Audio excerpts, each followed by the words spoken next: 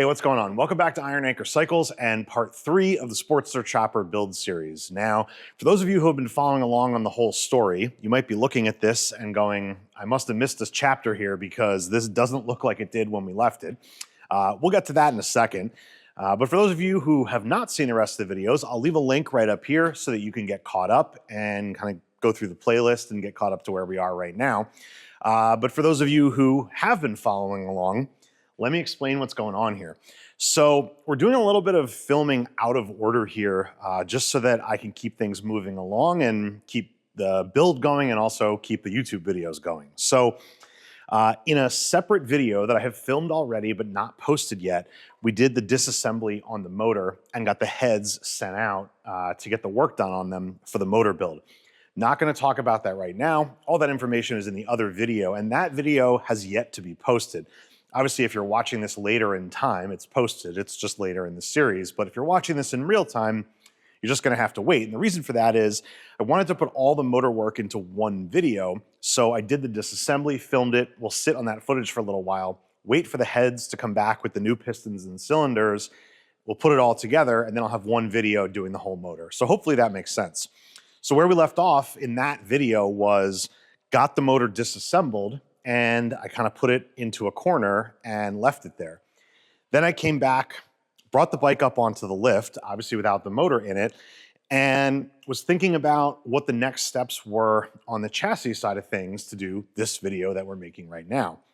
So I don't know if you can see it on the table behind the bike. Maybe you can kind of look through the little holes here. We've got some parts over there, fenders, oil tank, sissy bar, stuff like that. And I was kind of looking at this, figuring out in what order I wanted to figure out how I wanted to mount this stuff and what fabrication was needed in terms of, brackets and things like that. And I realized pretty quickly that having the motor in the bike to do that work was going to be a big help. So let me explain that. I guess let me zoom in and I'll show you. So as I mentioned in the last video, we're fortunate that because of the way we bought this, a lot of the brackets that we need, here, down here, a lot of that stuff is already welded on here. So it's really just a matter of getting the parts fitted up. Now, some of it might require a little modification. Some other things might require changes based on what we want to do. And so I started kind of mocking up parts in place to see how things were going to look. So I guess I can show you a couple of things here. Actually, I can't slide this in because I've got hardware stuck in it, but this is the oil tank from Throttle Addiction. And the way this works is you've got two bungs down here that mount onto this plate right here. And then these two ears are going to bolt into the ears that are welded onto the frame right here. So this kind of slides in and around like that. So then obviously what you can see is you've got a big opening here in the middle of the tank, and we've got this plate, and this is where the battery is going to sit. So a really, really slick design, like I mentioned before, keeps the battery hidden and doesn't require you to put it down here. So oil tank, fortunately, should be very straightforward. So let me put this aside.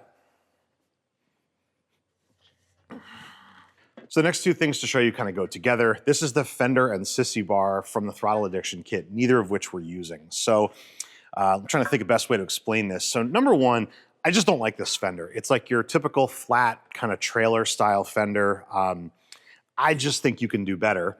And if you kind of throw this on here, sorry, it's a little hard to do one-handed.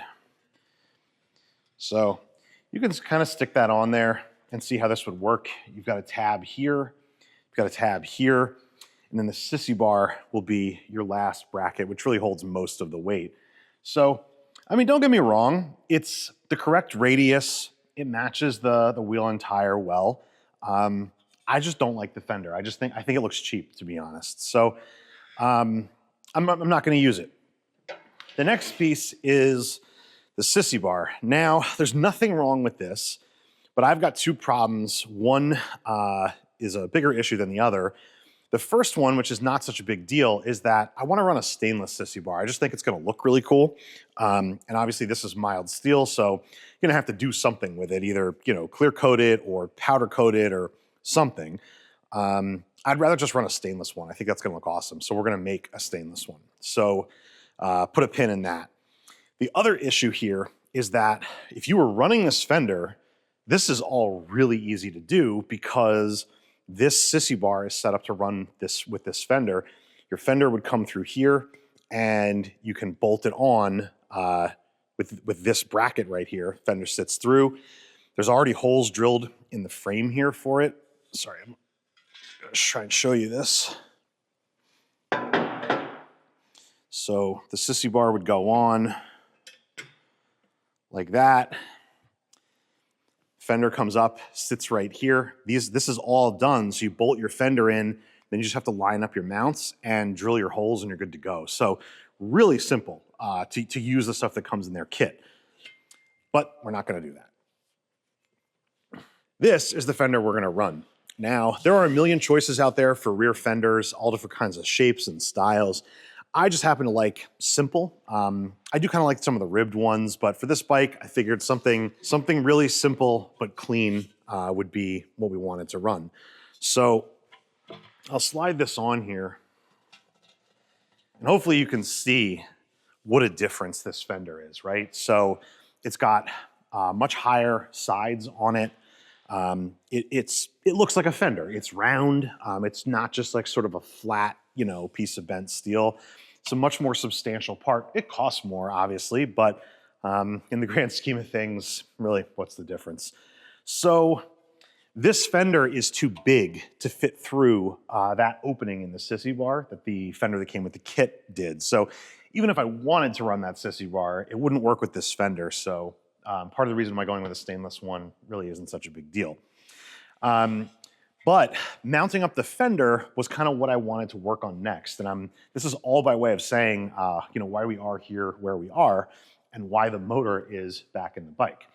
So you kind of get your fender in here, you move it around, see, where you kind of want it to be, sort of judge it based on what it looks like back here. And then if you've got too much here, you can cut it off. I actually think it's probably not going to be too much. I think we can probably run it at the size it is. I'm not entirely sure, but what I did realize is the thing you're trying to do here when you figure out where your mounts are going to be, and obviously we've got a mount here, we've got a mount here, and we're going to have to figure out our sissy bar, but you're down here looking at it, trying to sit the fender perfectly to match the radius of the tire so that you get the tire centered in the fender. Now, obviously, if the tire needs to move at all based on the setup of your chain, it's going to move, from that position. But hopefully you get it in a place where, at least with the chain tight and correct and exactly perfectly slacked, the tire will sit in the middle of the fender. So where the wheel is sitting right now, we don't really know if this is where it's going to sit. Once I put the chain on, we're going to have to figure that out. So if I set up the fender perfectly centered on the wheel right now, and then we have to move it based on the chain, well, then we've got a problem and it's not going to look right. So all that is the long story by way of saying the only way to figure out where the wheel is going to sit is to put the chain on, and to put the chain on, we need the motor back in the bike. So I had the bike up here, I had the motor sitting off on the side of the shop, and I said, hey, you know what? Because the top end is disassembled, this is actually going to be really easy to just drop the motor back in. You don't have to do that whole, drop it in and spin it to get the, heads to clear. It's quite simple. You literally just pick it up and drop it in and it's done. So obviously we don't have the top two motor mounts connected because we've got nothing to connect them to, but I've got my rear motor mounts tightened, and I've got the new ARP hardware on here, and I've got the front motor mounts in and tight as well. So the motor is in its position, so we can continue working back here as though this was done, even though it's not, and it's going to come out again. Maybe to do the top end assembly, but certainly when we do the powder coating. Motor's got to come out again, but no big deal. So all that to say, today's project is going to be trying to figure out the position of the rear fender. But before we can do that, I'm going to get our rear rotor and sprocket installed, get our front sprocket installed, and get our chain put on. If we do all of that, we'll get a final position for the rear wheel. Now, of course, I'm sure you're all thinking like a chain wears over time and it needs to be adjusted. That's why you have axle adjusters. It's true. You can only put the fender in one place. So we're going to set it up so that the wheel looks good where it is. And if we need to move it back a little bit as the chain, breaks in and wears, we can do that. Now, for the purposes of this bike, it's not going to get a lot of mileage on it. So we're not going to have a ton of stretch in that chain, as it wears. It's not going to be a situation where we keep moving it back and back and back. We'll have an initial break in, the chain will, loosen up a little bit, we'll tighten it, and that'll be that. So we'll err on the side of being able to, bring the rear wheel back a little bit when we set the fender up, but it's not going to be a huge concern in this particular case. So all that said, let's get rolling and we'll take a look at some parts. So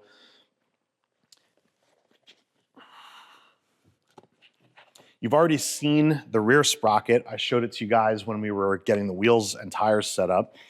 Here's the front sprocket. So this is from Superlight also. We buy all the stuff together. They make really nice stuff. What can I say?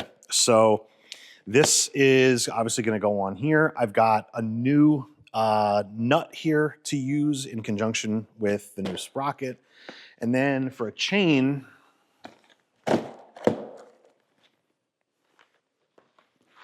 probably went a little overkill on this. I really doubt that we needed to do this heavy duty of a chain. I can't remember. This isn't their top end one. This isn't their Superbike race chain, the one we ran on some of our other bikes, but it's a pretty high end one. I was kind of thinking I wanted a black chain for this bike, but it would appear I bought a gold one. So I guess that's what we're running. I'm not sure why I did that. Maybe I was thinking about the gold in this stripe and that's what I wanted to match. I'm not sure, but I think a black chain would look good, but we've got gold, so that's what we're going to be running.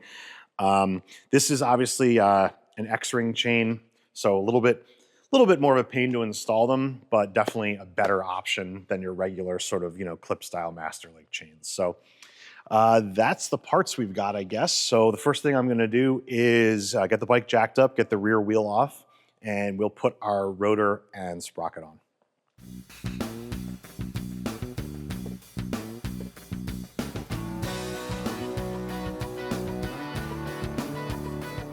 All right, so there's our rotor. And there's our sprocket. I didn't think you all needed to watch me just run 10 bolts in on each of these. But if you remembered, I was waiting on the correct hardware for these in the last video. ARP hardware just brings me so much joy. I don't know why. I love it. I'll use it anywhere I can. But now with the rotor on, we can obviously make sure our caliper is nicely aligned, which I'm sure it will be.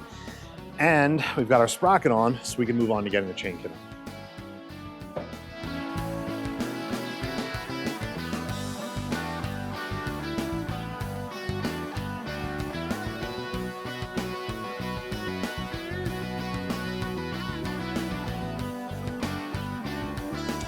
All right, looking good. I'll tell you what, there is not a lot of clearance between this axle plate and these ARP bolts here. I'd say probably about 1/4 of an inch. I mean, it's more than fine. It's just, it's a little close. And definitely same thing on the other side, between the caliper arm and the hardware on this side. It's a close fit, but it works. I suppose if we had an issue, we could ditch the washers. I just like using them if we can, which I think will be okay in this case. So that's on. I think that looks awesome. I really digging this. So let's go ahead and get the front sprocket put on. All right, time to get the sprocket put on. So I've got the old nut on here that I left on, one so we could turn the motor on, turn the motor over, but also to protect the threads in case this got bumped around. So we've got a replacement for that nut here, along with a new lock plate and screws. We'll get to that. So before we slide our sprocket on, I'm just gonna clean these threads off as much as I can.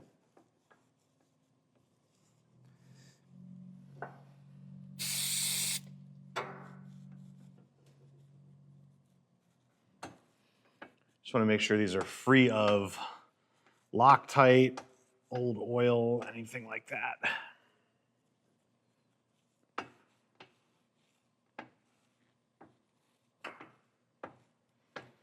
Okay. Ready to go there. Got our sprocket with the correct offset on the back here. Slide that on. And one thing missing.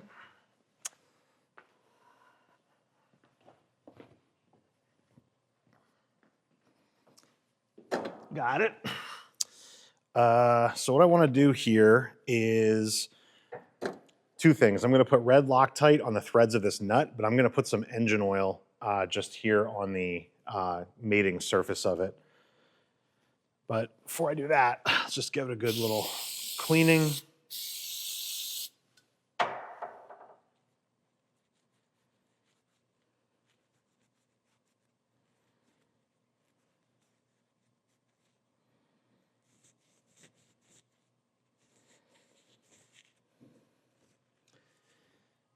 I guess before I put the Loctite on, we can do a little test fit here just to make sure it's gonna go on nicely.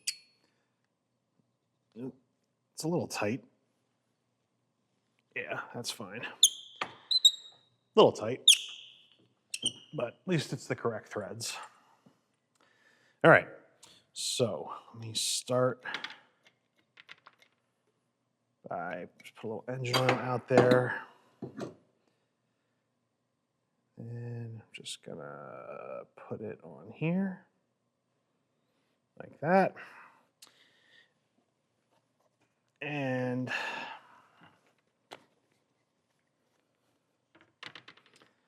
Loctite.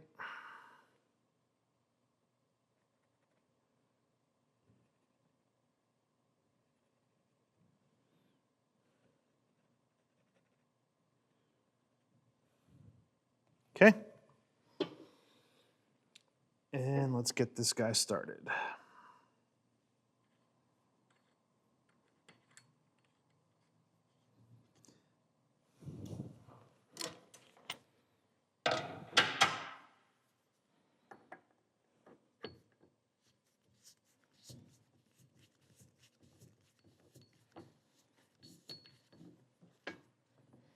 Okay. Now, we can use our locking tool here from 9-finger.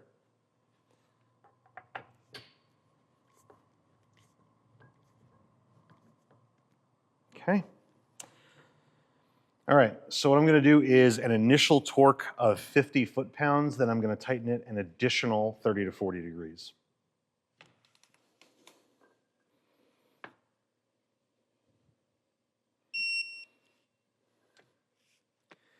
Okay, there's our 50. Switch this over to our angle mode.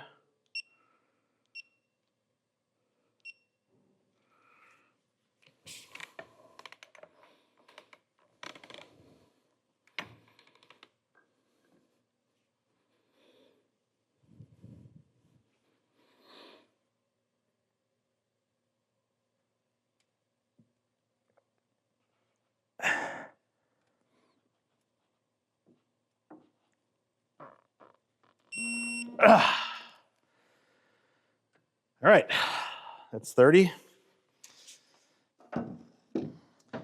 Now, we can always tighten it a little bit more if we need to get our holes in our lock plate to line up. So let's just see.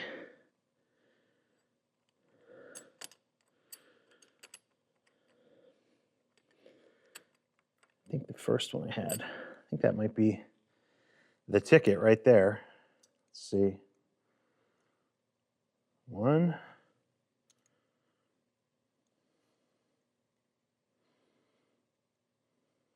2. Okay, so these new screws came with blue Loctite on them already, so I'm just going to tighten these down.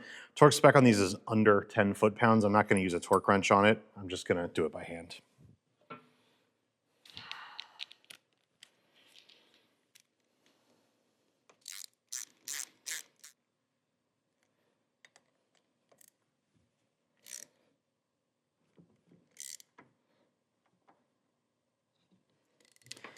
So you can use this here too. I probably don't need to, but it goes the other way to do it this way, I think.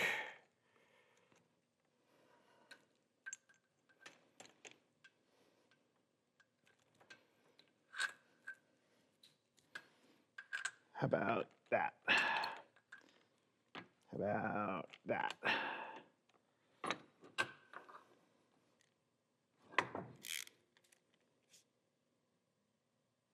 Cool. All right.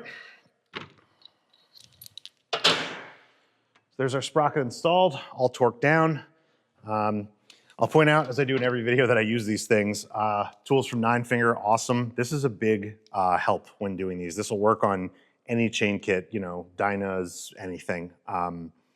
There are tools sold by like big manufacturers that will help you to lock the sprocket when you're putting your belt back on for the belt sprocket, but they don't work on the chain sprocket, so this does. So, you know, before this, your option really only was just to put an impact gun in here and just go to town, which you can still do, but it's nicer to be able to follow the torque spec if you can. So use a lock like that and it'll work. All right, let's go ahead and get the chain installed. All right, well, here's our chain. And actually, the gold on this is pretty subtle. It's not like a really bright, like Olin's gold. It's pretty tame. So I think it actually almost perfectly matches the stripe and, I don't know, give a good contrast to all the black we've going on back here. So I say let's go for it.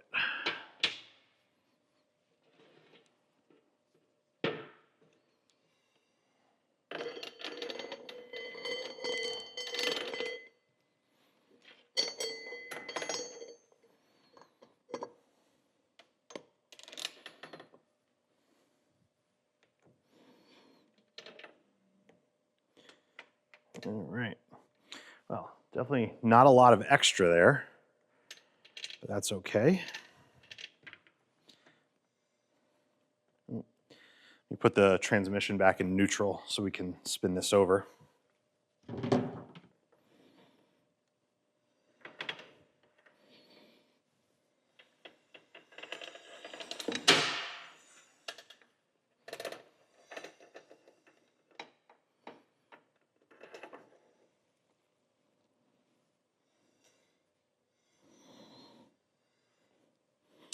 Okay, so that's where we wound up, and that's actually pretty perfect. Yep.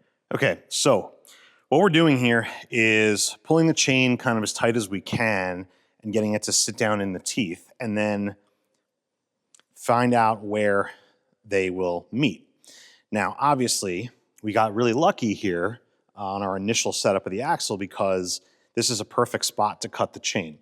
So what I mean by that is your master link that you're going to put on is an outside link like this. So what you need is two, we'll call them female, inside links to, I guess we can call them male, they go inside. Two of these male links to line up with each other. Let's just say, for the sake of argument, that where the chain landed was there. Obviously, this is going to be a problem because if you cut this chain right here, you're going to wind up with a gold female link here rather than a gray male link, and you won't be able to put your master cylinder on. I'm sorry, your master link on. So what you would have to do is you'd have to move your axle until you could get it to a place where you can get two of the inside links to line up with each other. Now, obviously, that's not a big deal. You just find a position where it works, and that's going to be the starting point for your axle. And then, obviously, you're going to wind up tightening it. Although, in our case, we're pretty close. So I'm loving this. I'm going to do this exactly as it is. I'm going to mark this pin, and then I'm just going to put a bigger mark here, just so it's easier to find when I take it off. Obviously, you know, you can tell in this situation of doing a hardtail like this, this is a pretty good indicator of just how much stretch you get out of the frame.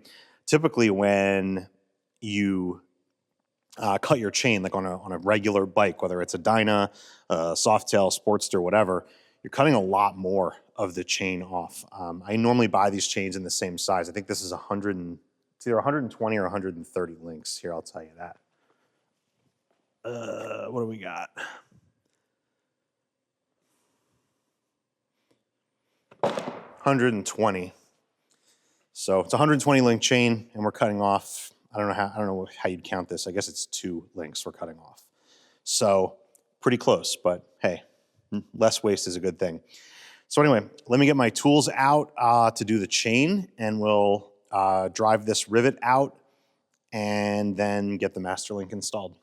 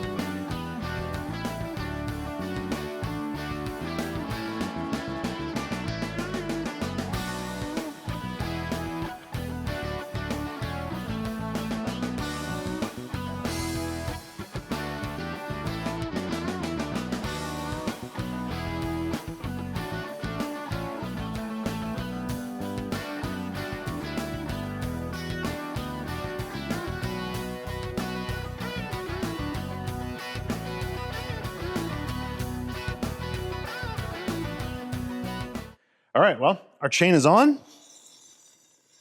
Looks awesome. This is a reasonable starting point for right now. Obviously, you know, a millimeter one way or the other is not going to be a big deal for what we're doing. The irony being that we probably, just because of coincidence, really didn't need to do any of this. Our wheel was roughly in the place it was going to wind up anyway, and we could have just started mocking up the fender, but hey, it is what it is, and the only way to know that is by putting the chain on and checking. So we knocked out some stuff we we're gonna have to do anyway.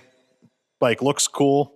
So now we can get back to what I was trying to work on before, which is trying to figure out the mock-up for the rear fender and see what kind of fabrication we may or may not have to do in order to get it on there. So let's make it happen. All right, so here's a first look at mocking up the rear fender. So I think it looks pretty good, but we've definitely got some work cut out for us. So what I did here was just kind of threw this in place to see what we had to work with. And if you'll see a piece of tape under here, what I did was I took the extra section of chain that I cut off and I used it as a spacer to keep the rear fender off the tire. Obviously, because there's no suspension, you don't have to worry about travel of the rear wheel and it hitting the fender. Wherever you set this, that's it. So that's a cool little benefit of doing it this way. And then what I did was I just took like a big zip tie here just to hold the fender from sliding forward off the wheel. So obviously you can kind of rotate the fender wherever you want to get the end of it to land where you like. So you can rotate it back and give yourself like a full fender. You can rotate it even more forward and get like a really chopped kind of bob thing going on. I think where I have it, I like. This is sort of a, I don't know, I'd say it's definitely a shorty fender for sure. I looked at it a little bit further down. I looked at it a little bit further up. I kind of like it pretty much where it is. So the next things we've got to figure out, in theory, are our mounts at the top and the bottom, but actually we've got a little bit of work to do before that, which is we have to clearance this side of the fender to make room for the chain.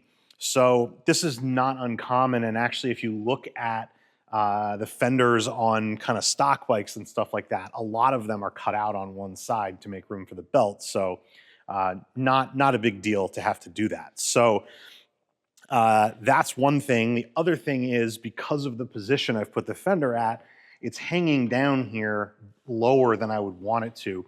Obviously, you want the fender to come down at least to the frame so that you're not spraying dirt and water and junk all up on the motor. But in our case, we've got to cut it off because it's hanging below. So I made a couple marks here to clearance for the chain and also where I want to end the fender at the bottom. You'll see this mark here is a lot higher than where the chain is, and what that has to do with is the movement of the chain as, you know, obviously because it's not going to be totally tight, there's going to be some movement there. You don't want that chain coming up and hitting your painted fender, so I want to give a nice wide berth around it so that we can avoid that. So I think what my next step is, before we start to try and figure out the mounts and whatever, I need to be able to get the fender to sit straight, and it's not gonna do that until we make these cuts. So I'm gonna clearance it here and cut this whole kind of side profile out, and I'm gonna cut the bottom off. And obviously, you know, maybe this goes without saying, you could cut either end of the fender if you wanted, but in most cases, certainly with this one end of the fender kind of has a nice, you know, curved, finished end to it.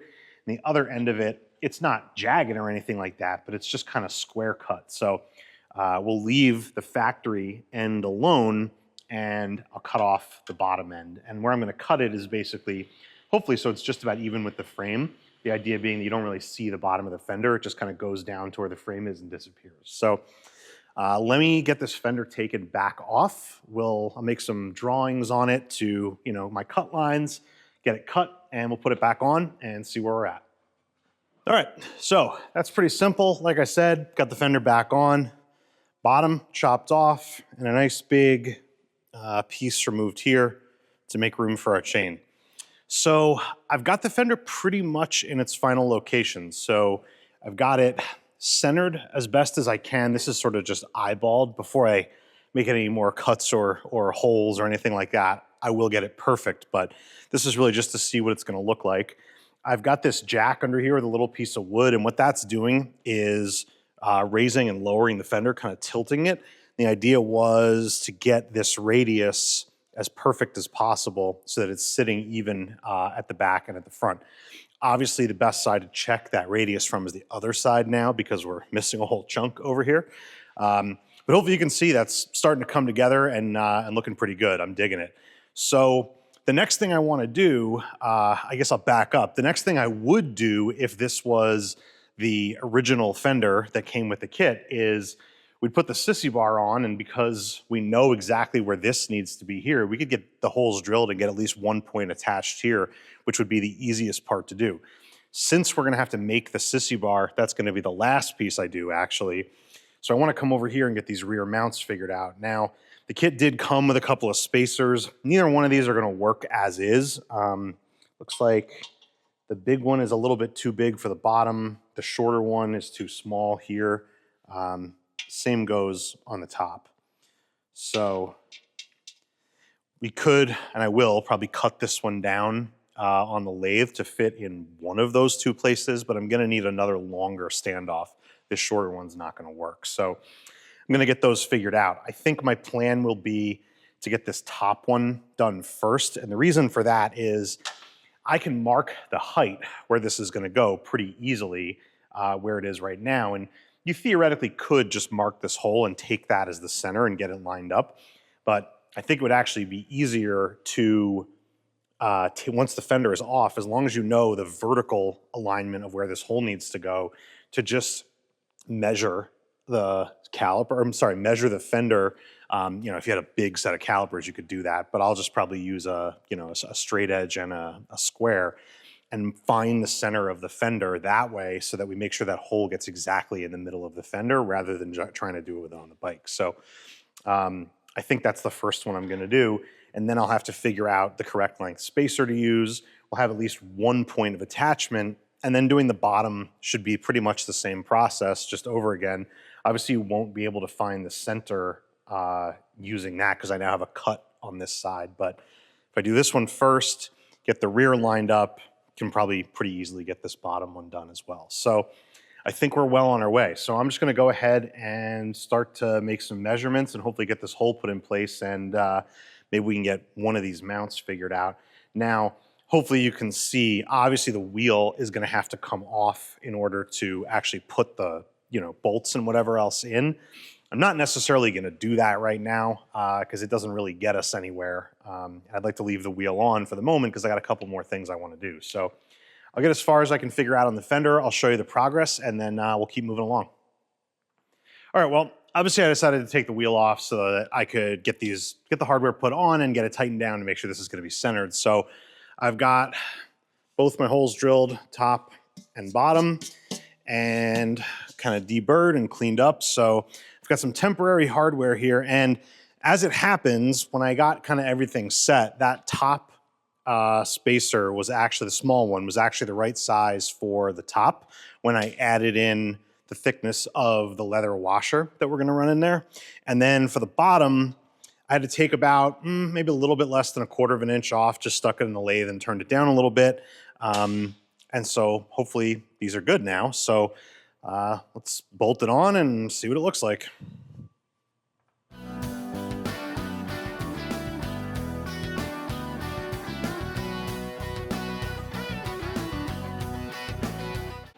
All right, well, there's step one. It's on. Hard to say if it's straight or not, you know, in this position. So let's get that wheel put back on and see what it looks like. Well, that's pretty perfect if I do say so myself. So I just stuck the little chain I had back in there just to hold the fender this way. It's wanting to kind of twist a little bit, which is not, it's not a surprise given that there's only 2 screws kind of holding it in vertically. So we'll get these last 2 mounts made up in the back. Well, it'll be more like here when we get the sissy bar made. But for the time being, that looks pretty good. That's how it's going to be. Obviously, I didn't put the chain back on, which is not really necessary at this point. So at this point, I would say the fender is where it's going to be for the moment, and we can move on to something else. All right, I figure now's as good a time as any to throw the oil tank in. Obviously, this has still got to get painted, body worked, whatever. We got to put fittings in, but just for mock-up purposes, let's throw it in.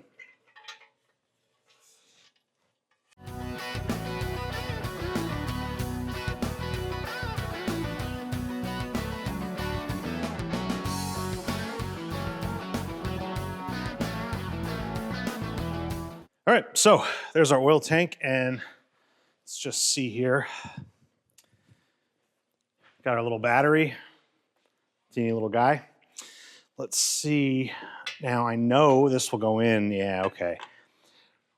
I knew that this was going to fit if you put the oil tank around it. What I wasn't sure is if the battery would clear the hardware, and it looks like it will, which is nice because if you got to pull the battery out, you obviously don't want to have to take the oil tank off to get the battery out. So that's nice.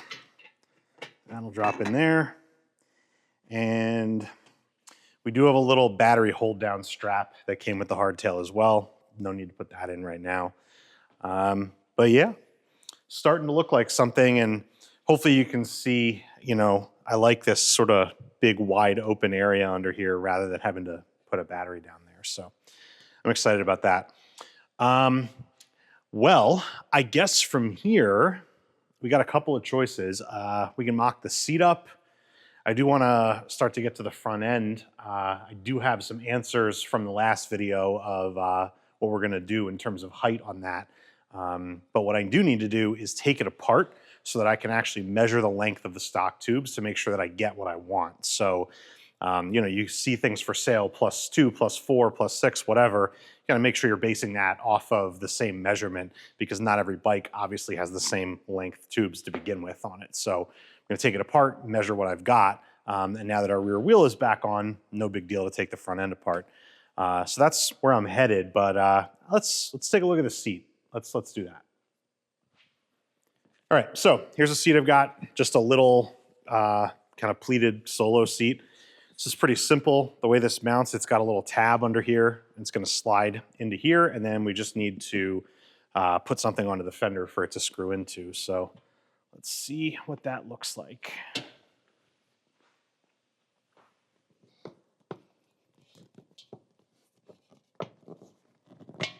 There we go. So that's going to sit something like that. Kind of be better if it could come forward a little bit, but I guess those are the brakes.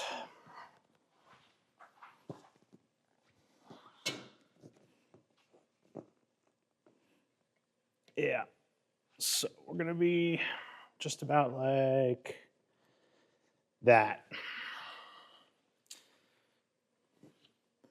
Now, definitely going to have to figure something out here because the rivets for this tab back here are, you know, that's just a poor design. obviously these rivets here are going to contact the seat. I'm sorry, going to contact the fender. So, you know, this tab, you know, you look at like a, I don't know, like a mass production seat, it's recessed into the bottom of the seat so that this doesn't contact the seat.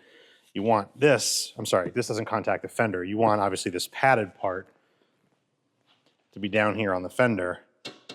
You don't want these little rivet heads digging into the fender. So I'm gonna have to figure something out there, but at least for the meantime, doesn't hurt to kind of see what it looks like. Don't have to run this seat either. That's, you know, another option. So that's all right. It's kind of cool. I'd like it better if it was able to slide forward a little bit more. And who knows, maybe I can come up with something to put in between the fender and the seat here, which will solve all my problems, essentially.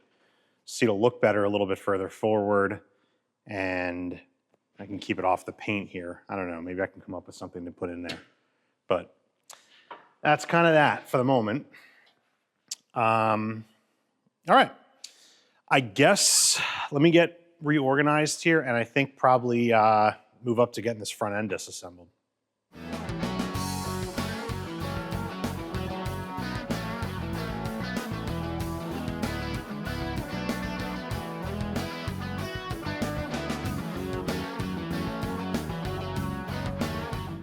Okay, so with the fork legs removed, I am just gonna strip them down and clean them out. So we've probably been through this a bunch of times in other videos. I don't know, maybe I'll show you the process. We'll certainly show you them going back together, but let me take them apart, get them cleaned up, and I'll show you what we got. All right, just a couple minutes of teardown, and we've got our front end forks fully disassembled. So obviously what I was most interested in for this particular moment was the tubes themselves so that I could get a measurement on them, like I said, so that we can order the right length. Now, in terms of what else is here, obviously we are gonna be reusing the lowers. I'm on the fence. Once again, I'm in this position of I really would like to have these polished. They're a little bit pitted. Maybe they'll be okay. I don't really want to powder coat them. I'd like them polished. So we'll see what's going to happen with those. Definitely got to get these reflectors off, see what I can do. If it winds up being sanding off the clear coat and polishing them, well, then that's what I'm going to do. So everything else here, I guess, whether we reuse it or not, kind of comes down to, you know, what the plan is. And the short version of it is I'm not trying to do a high performance suspension on this. There'd be no reason to do that. So, you know, we're not doing cartridges. We're not doing anything like that. I'm not doing race tech springs or, you know, emulators or anything like that. We're going to put springs and dampers back in.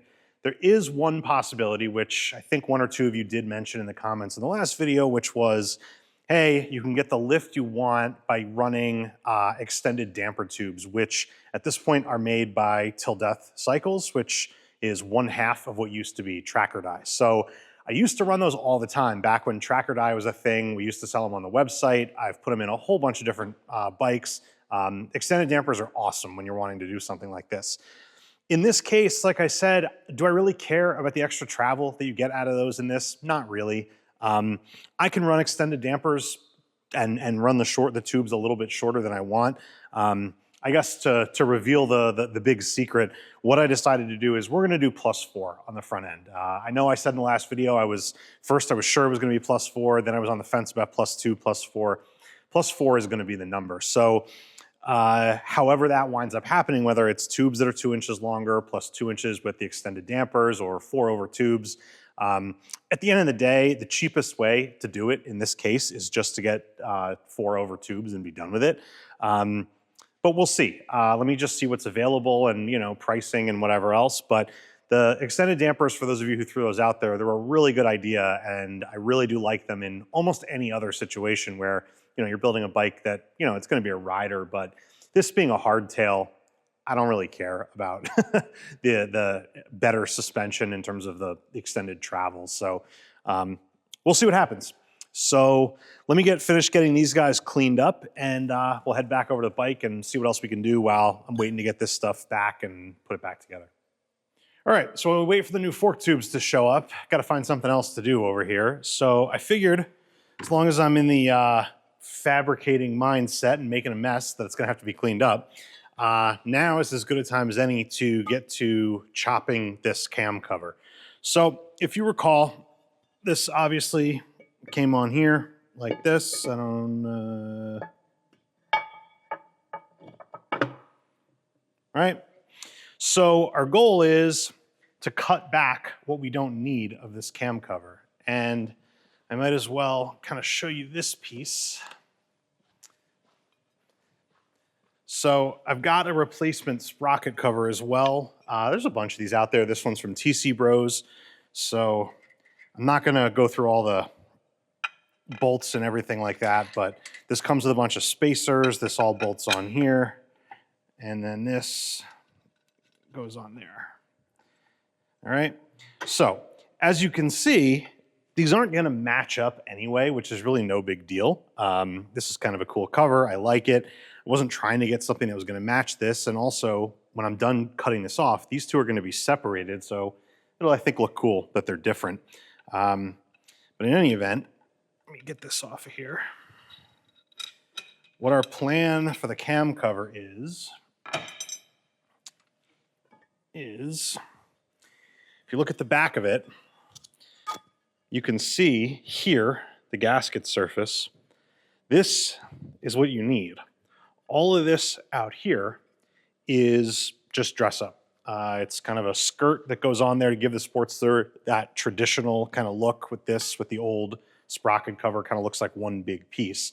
And our goal is to kind of separate these two things. So you can kind of hold this back up here. You can sort of get an idea of where these are going to separate from. So we're going to come all the way back to here.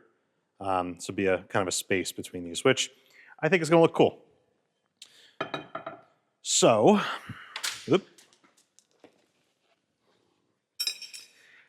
I've not actually ever done this to one of these covers before. I've obviously seen it done a bunch of times, and I actually had a bike that had one of these on it before that somebody else did. But doesn't look like it should be too difficult. I mean, basically what you got to do is just get in here and just cut back all this. And I'm going to start by kind of roughing this. I'm going to cut it with something. I don't know, either an angle grinder or a bandsaw. And then once I get the big pieces out of the way, you can come in with like a, maybe like a burr bit or something like that, and then just work it back and trim it down and then just polish it up. So I'm gonna start cutting on this, and hopefully I don't destroy it. Although even if I do, fortunately, I might have said it before, not only are Sportsters inexpensive, all the parts for Sportsters are pretty inexpensive too. You know, go on eBay, you can find a replacement one of these for less than $100, I'm sure. So not that I want to destroy it, but if I did, it's not like you can't find them. So I'm gonna get to cutting. Let's see how we do.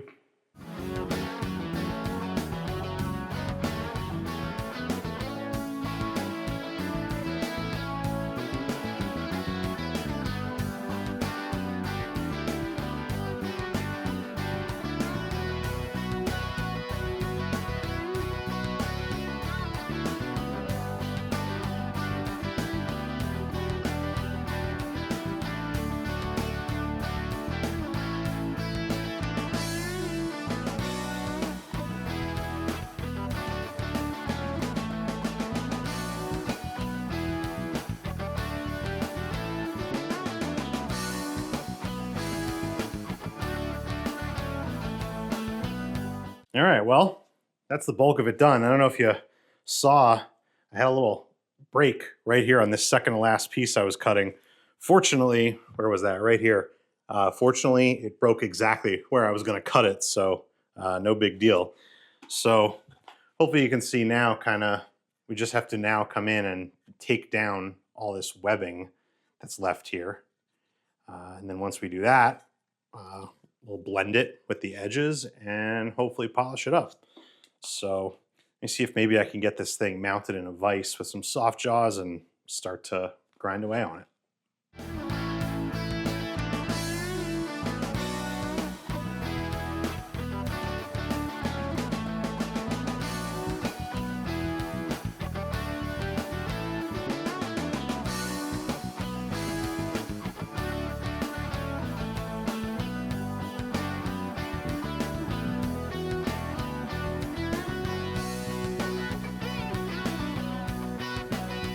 All right, well, here's where I'm at. So give you a view of that side there. So you can see I kind of went real close on these, basically as close as I could, following the line of the sealing surface as closely as possible. I did what you saw me doing before with the burr bit, the aluminum burr bit, which makes a huge mess, blowing aluminum everywhere. Then I came over to the belt sander here and was able to kind of, use the flat surface of this to flatten this out a little bit, kind of bring it around. Started kind of going over the edges here on the sides to round it off to kind of match what's, going on the rest of it. And originally I thought I kind of didn't like what I did here, which was to say that I took so much off on the bottom that it opened up these circles. But actually, if you look at all of the factory ones, they're all open on one side. So it actually kind of matches. So I think I like it. I thought maybe I had done too much, but I like it. We definitely, we've got enough gasket wall left. Perhaps got a little bit thin right here, but hopefully that's going to be okay. Yeah, I guess we'll see. Like I said, if I screw it up, can always do it again. Not too hard to find these. So I am gonna basically, now that I've kind of roughed it in using the burr bit on the die grinder and the belt grinder here, just gonna start taking some sandpaper, probably start at like 120 and just start working my way up to smooth this out and hopefully get it ready to polish. So wish me luck.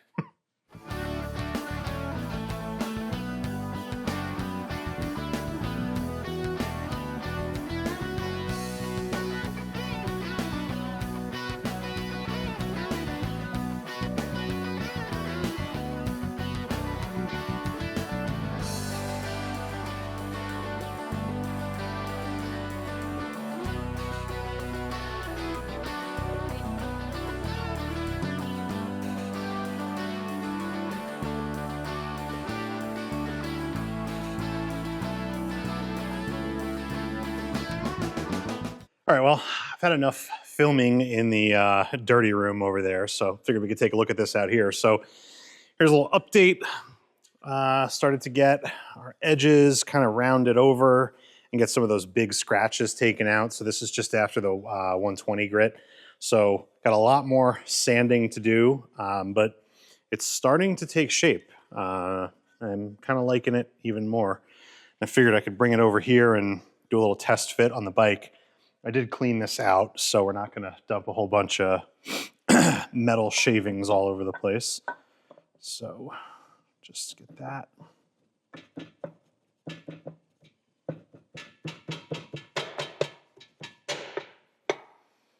So it's kind of how she's looking. I dig it. I think it looks pretty cool. I'm liking it. I'm liking it. I think if I had it to do all over again, there are a couple things I might do a little bit differently, but I gotta say, it's actually pretty perfect how it lines up around onto the case. So might as well look at it with the sprocket cover, right? It's cool. It's weird to me how kind of uneven they are. Like this sits so much higher than this. I guess, when you have the full cover, they line up a little bit better, but it's cool. It's different, right? I guess it is what it is. I dig it. Let me know if you like it too. I don't know what's not to like, but so what I was thinking you could do a little differently is you leave a little bit more material on here. Just a little bit more, maybe some little round bump outs here, and you could leave these circles full, but I think they kind of look good, sort of matching the way all the other ones do. So I'm liking it. So I guess I'm just gonna keep going and just keep going up with the grits on the sandpaper. I probably won't show you each step along the way because, who cares? But I'll come back and I'll kind of show you what my final product is before we, move to the last step, which is obviously just polishing the whole thing. All right, well, it's been about a week and I've got my lowers back from getting polished and I've got our new fork tubes. So I guess the big reveal here is what length did we decide to go on the fork tubes, and I opted to go with +4.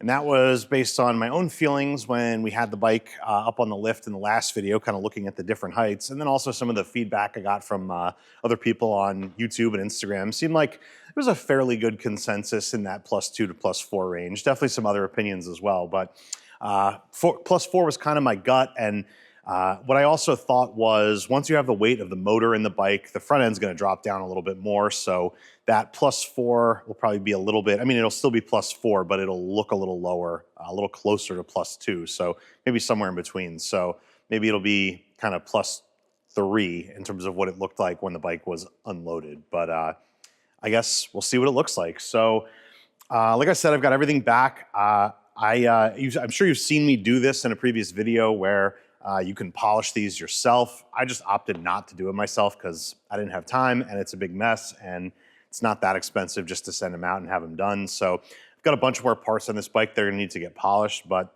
I sent these out and one other part for this first round. So we'll get to that piece probably in another video, but at least for now, we're ready to start reassembling these. I got these all cleaned up since getting them back. You obviously, anytime you get anything powder coated or polished, anything like that, you just wanna clean them when you get them back, get any residue or anything like that out. So that's what I did. So pretty much we're ready to go. I guess I can show you. So these are the +4 tubes. They came from TC Brothers. What's nice about their kits is that you can go into the parts book and just buy +4 tubes. What's nice about the TC Brothers kit is it comes with all the seals, hardware, replacement stuff you're gonna need, and it also comes with some spacers. Now, obviously, you can tell by the markings on these. These are just, PVC tube you can get at the hardware store and cut them to length yourself. Just kind of nice they come in the kit. They do come, a little rough cut, which is probably fine, to be honest. But given the fact that I've got a lathe now, I just stuck each one in and just hit the faces of each of these real quick just to make sure they were nice and true. So those are ready to go as well. Only other things that don't come with the kit that you might need are replacement bushings. So you got an upper and a lower for each side, so that's 4 total. Sometimes you can reuse your old ones, but I've got these here. They're cheap, so I figured might as well just put new ones on. But yeah, pretty much everything else we've got. I'm opting to go with heavier than normal fork oil, which is my normal go-to. So this is 20 weight, be more or less the equivalent of like Screaming Eagle fork oil, if that's what you used to use, but a little heavier fork oil never hurt anybody. So I guess let's get to putting these together.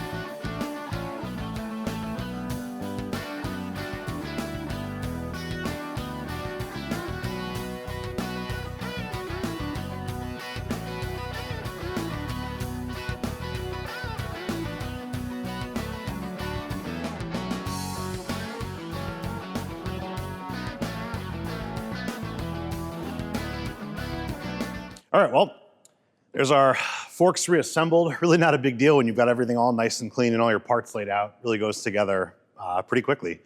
It's probably only 20 minutes or so.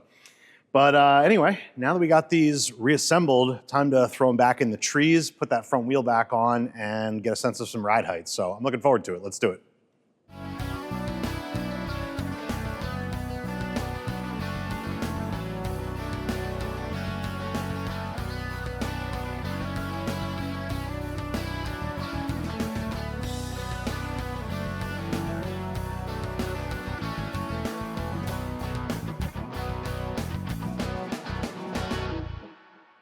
All right, well, there it is. That's gonna be pretty close to what the static height of the bike is gonna be.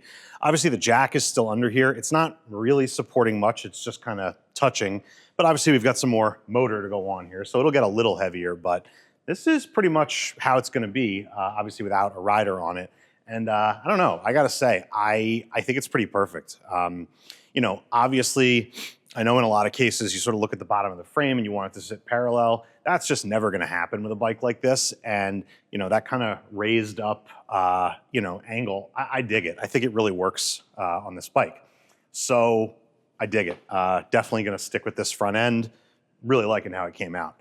So part of the reason that I wanted to get the front end done now is I wanted to get a sense of what the angle of the bike was going to be so I could get a sense of how I wanted the tank to sit. Now, obviously the most common sort of traditional, I don't know about traditional, but the most common thing you see people do is on these Sportster choppers is the Frisco peanut tank, where you have a tank that sits right up on top of the backbone. So instead of mounting here, it's got tabs welded onto the front and back, and it sits across the top of the backbone. It's a cool look. I like it. In a lot of ways, it's what I was thinking about possibly doing on this bike, but I had this image in my mind where if you have the tank sitting down lower, it kind of gives it more of an aggressive modern look, which with the hot motor and the pipe we're doing, I kind of think it's going to work better just in terms of the way it looks. So I think how the tank is sitting is pretty good. And in fact, if you were to mount this stock tank back up, it would probably come up just about like that. You get that rear mount in there. I kind of like the look of getting that tank kind of as flat as possible. I just think it's going to look cool and a little different than most of the sporty choppers you see. So it does present its own set of challenges. So one thing is I love the idea of being able to reuse the stock tank. I mean, I didn't want to have to recreate this. I think it's kind of cooler if you leave it alone. And, you know, the original is better than a reproduction. Let's just put it that way. However, there are some challenges that using the stock tank presents. Number one, obviously we have to do a rear mount here with like a sleeve going through the frame. Not a big deal. We'll figure that out. Front mount is obviously already taken care of, so that's nice. There is an issue, however, on the other side of the bike, and I'll show you what that's about. And that's right here with this top motor mount that I wanted to run. So if you recall, this motor mount would sit kind of right in here. This is going to attach up onto the frame and then onto each of the heads here. And what is special about this is it's got a tab here for your key switch, and then it's also got some provisions here to mount the coil, so you sit it in between the cylinders instead of having it up under here. Now, you can't run this with the stock tank because of the petcock location. So that is a bummer. I was really kind of hoping to be able to do that. So I need to figure out, obviously we can run a different motor mount. Maybe can still mount the coil there. Almost definitely can't mount the ignition switch there. Although finding another place to mount the ignition switch is really not a big deal. So I'm not worried about that. We'll just have to figure out something for the coil. And again, not a big deal. All that stuff can be figured out. So it's just going to be a matter of thinking about what makes the most sense. And I'll put a little bit more thought into what I want to do with the tank, but I definitely got to say I'm leaning towards keeping the stock tank. Obviously, the flat bottom tanks I mentioned in a previous video, I think they look a little bit better from a chopper perspective rather than the actual Harley, rounded tanks here. But I think the fact that this is an anniversary bike and that's why I did it, I think keeping the actual original tank, even if it's not the ideal tank, I think that outweighs it being original versus it being ideal. So I think that's what I'm leaning towards. So yeah, let me put this down. Oops. All right, so in any event, that's kind of, I think, it for right now. I know it's been a couple weeks between this video and the last one, and we'll see what happens for the next one. I'm gonna cut this off here because I've got a bunch more to do, obviously, but I've got a bunch more things to figure out, and we've got to, we'll be getting the motor back hopefully in the next couple of weeks, so maybe we'll get that reassembled. I got to figure out getting the exhaust pipe mounted up, and we're gonna have to weld on a mount down here somewhere. Need the heads back on to do that. Might have to figure out welding on an ignition switch tab. I'm not sure. So like I said, we got a bunch to do. I'm gonna get reorganized, and we'll hopefully have another installation in this series coming soon. So thanks for watching, and we'll hope to see you in the next one.